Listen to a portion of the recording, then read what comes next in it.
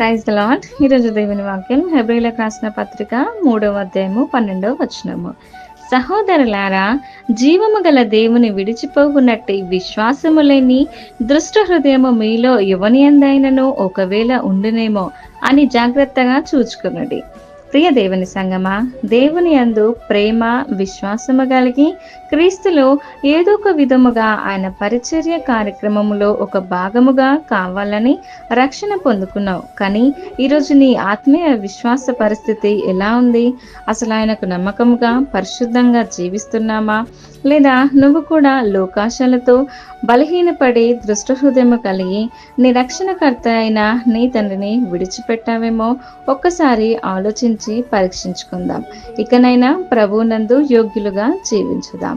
తండ్రి, కుమార, పరిశుద్ధాత్మ నామములో మీకును మీ ఇంటికి క్షేమము మరియు సమాధానం కలుగును గాక. ఆమేన్.